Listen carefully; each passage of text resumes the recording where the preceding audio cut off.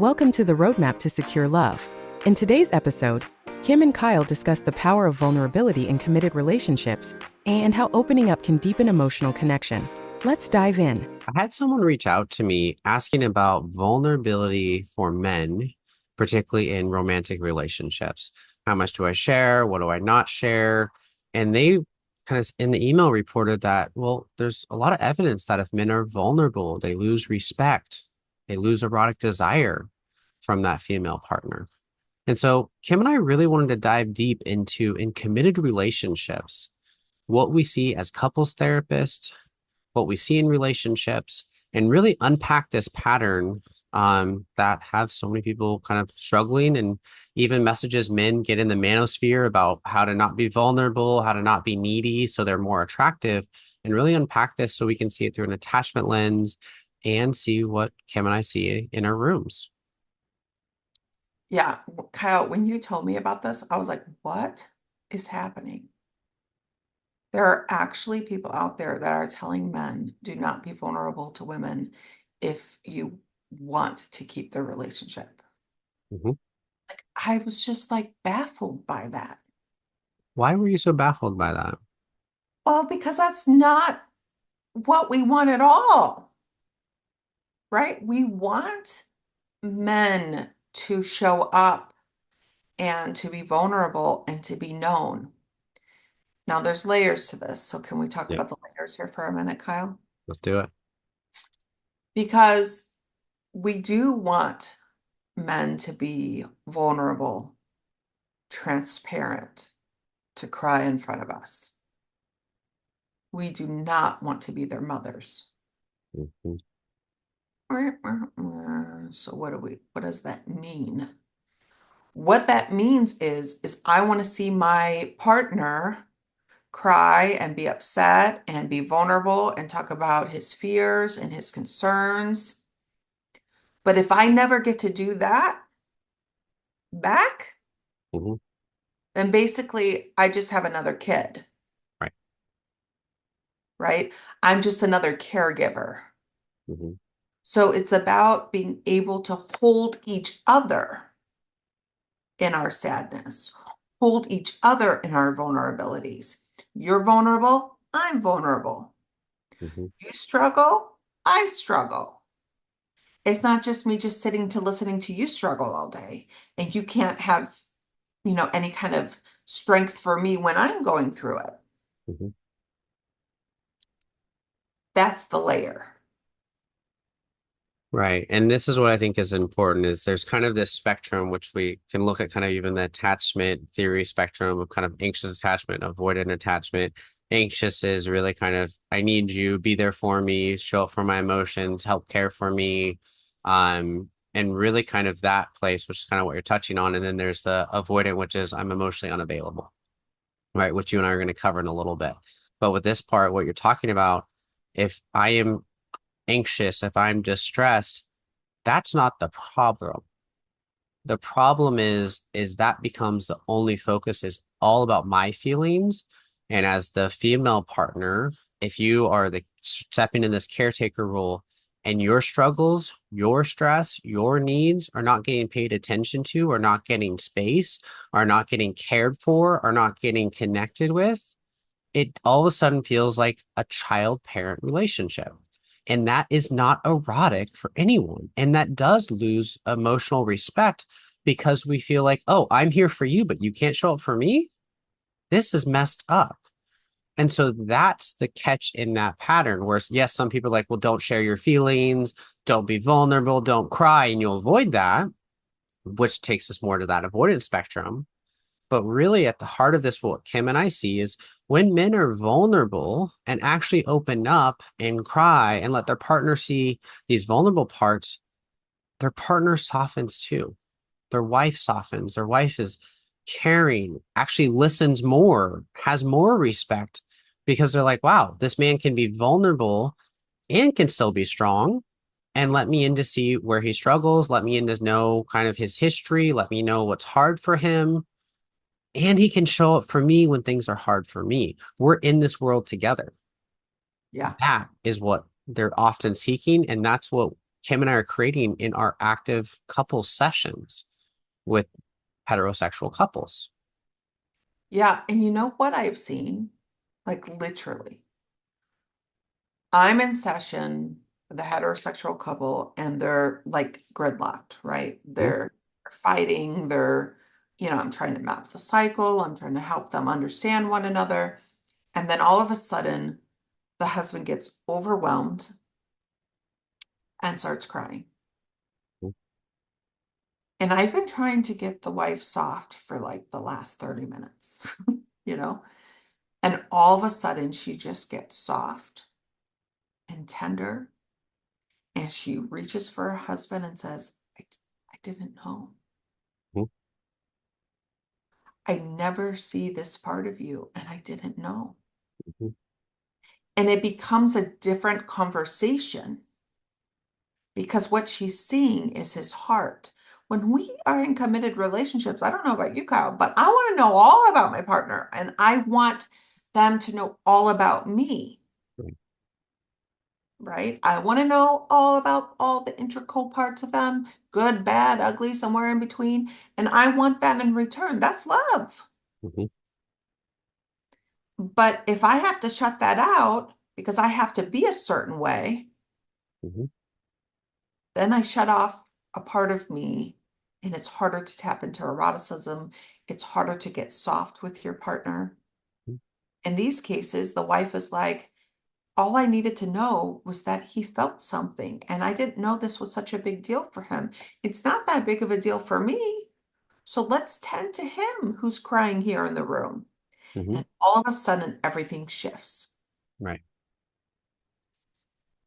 I think what you're starting to touch into is when the emotions come up, they can be very helpful to breaking that gridlock pattern, particularly when that male partner is acting or in a protective way emotionally unavailable. Right. And I think that's something we see a lot is these men culturally, families have learned not to talk about their emotions, not to be vulnerable. Well, if I can't be vulnerable and then you bring me your vulnerability, I'm not going to want to be there for you. I'm going to be kind of an asshole, probably resentful because, girl, I've been doing this myself. You buck up, you do it. I'm not here to caretake for you if we're not in it together. So that's one of the things that can show up with an emotionally unavailable man. They'll try to problem solve. They'll try to fix it. They won't emotionally connect. And then that partner will be like, well, my husband doesn't actually care about how I feel. My husband doesn't actually want to connect with me. Right. And so there's a way in which that pattern of being unavailable and hiding our emotions actually pushes away our partner and makes them less attracted because if they don't feel emotionally safe, they're not going to feel safe to be open emotionally or erotically as well. And one of the things that can happen too is they can start to feel more like a sexual object because the emotionally unavailable man might not talk about emotions, but might pursue sexually to feel an emotional connection. And then the female partner will feel like a sexual object and feel like their emotions don't matter and that there's no room for them to have any connection. And then they actually close off and go, I'm not going to have sex with you. You're not there for me. And that creates a whole nother pattern. Yeah, that is exactly what I was going to say as you were talking, and you took the words right out of my mouth as you were talking about it, about a man who is not vulnerable, Mhm, but then pursues just sexually. mhm, It's like, I'm just an object. right. And then there's a disconnection. Mhm, There's a big disconnection. I remember, oh my gosh, I don't want to age myself here, but it was probably 20 years ago. I was at this community college and we were talking about Disney um, princesses. And I was sitting next to a guy and we were talking about how Disney princess at the time um, portrayed women as helpless and hopeless and how annoying that was. Now, of course, Disney has changed some and some of the characters, but and I remember the guy sitting next to me was like, forget about the women. What about the men that are being portrayed? We're supposed to hold everything together. mhm, we ride in on this white horse and all we do is just kiss you. And then all of a sudden you're like back from the dead. And I remember him saying to the whole class, that is a lot of pressure. Yeah. And I was like, yeah, that is a lot of pressure Mhm. where you feel you've got to hold everything together. Mhm. And we are helpless as females, and we need you. There's no space for you to be human. No. Or for actually the female to be a human too, to see her own strength, her own resilience in that as well. But I think that's the pressure, right? Of we have these cultural messages. The man must keep it all together, which is why you see this advice. Don't tell them you love them. Don't talk about how attractive you are to how attracted you are to that person. Don't let them see your insecurities. Act as confident front, be all strong, puff out, peacock your feathers, be right. This presentation so someone will actually love you, which creates a whole bunch of internal dialogue of, wow, who I am is not enough. I'm inadequate. So I have to be someone else to actually get love. And that's a whole nother problem, which you and I can dive into later. But it puts so much pressure on men to be this hero and puts this place for kind of in that dynamic, the female to be this helpless victim, right? Which if that ideology is stooped in our bodies, there might be places where men might be vulnerable and that partner might actually have a reaction, a panic reaction of, oh my gosh, if he doesn't have it together, I'm not supposed to have it together. Now we're all going to fall apart. Right. And so that could be another pattern that shows up here that gets in the way of seeing that as men, we can be vulnerable, we can struggle, we can still be connected with our partners, and we can still figure out how to navigate the struggles that we're going through in it together. But that Disney ideology does not help. No, and it's not even, as we're talking about this, I'm thinking about even movies and shows that I've seen on TV, Mm-hmm. where the man comes in and like owns it and like throws people over and saves it. And all of a sudden, him and his wife are having passionate sex for the next 20 years. Mm-hmm. Does not happen. Mm-hmm. It's fake. Well, I think this is what, in some ways, it's touching what all of us want. We want to be desired and we want to be safe. And this is one of the key things that gets missed in kind of in my lens when we're taking this facade approach to relationships is we're not creating emotional safety for the female partner or for the male partner in that way. And so we might be putting on this front, we might deny our feelings, we might deny our insecurities, but that is not in creating an emotional safety for us to connect emotionally with what the female partner needs to feel safe and stable, which then actually taps into her erotic nature so much more because she doesn't have to be at a sense of threat of, oh my gosh, is my partner going to be here? Or are they not? What are they going to think of me? If they know they are safe, they know they are loved, they know you were there, and that you can do that too with them, it creates a stability, a security from an attachment sense that allows eroticism to be there safely. Yeah. Yeah. I mean, I just want to, the men that you guys get a lot of pressure. Me too. You get so much pressure.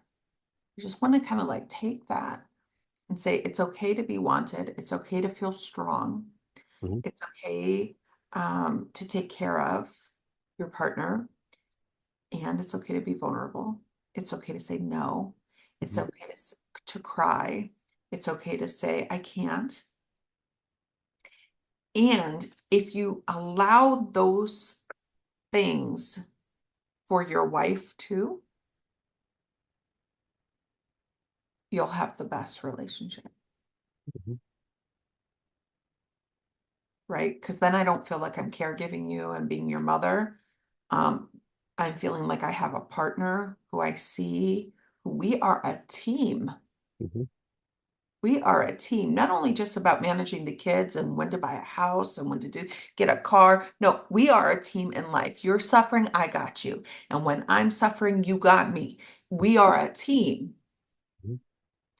When that occurs, That's when sex is the best. That's when relationship is the best.